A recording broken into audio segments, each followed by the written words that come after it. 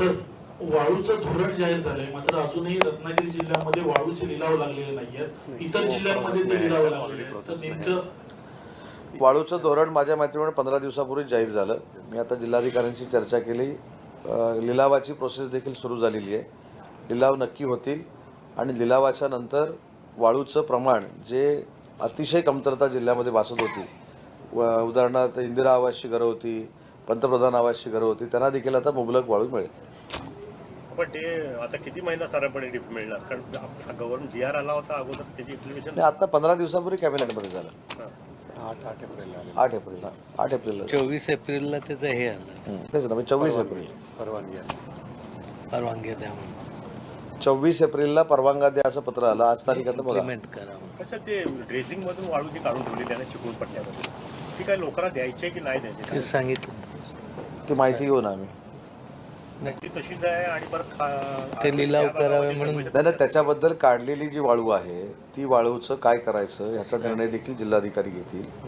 त्याचा लिलाव करायचा कसं करायचं ते नियमात काय बसते ते सगळं जिल्हाधिकारी बघतील, त्याचे योग्य तो निर्णय घेतील. पण आता ना घरकुलांना गरज आहे साहेब वाळू, मी आता तेच बोलतो. आहे ना. त्यामुळे तो प्रॉब्लेम. ओके, धन्यवाद. मी दिलं होतं का? त्याचे योग्य तो निर्णय घेतील. पण आता ना घरकुलांना गरज आहे साहेब वाळू, मी आता तेच आहे बोलतो. ना. त्यामुळे तो प्रॉब्लेम.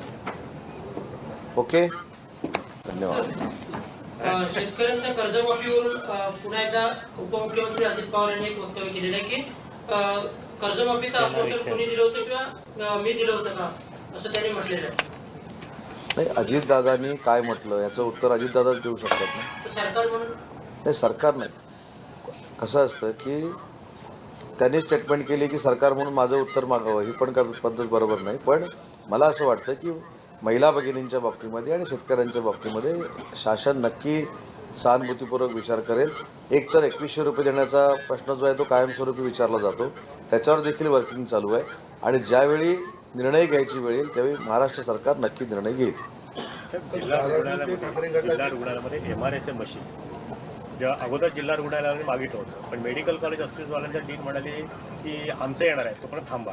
त्या दोन वादामध्ये ना साहेब MRIची ऑर्डर झालेली आहे, पण MRIचं मशीन येत नाही. तो वाद मी काल अतिशय चांगल्या भाषेमध्ये मिटवलेला आहे. हेल्थचे डेप्युटी डायरेक्टर हे रत्नागिरीमध्ये मी काल बोलवलेले होते. त्यांच्याबरोबर डीनची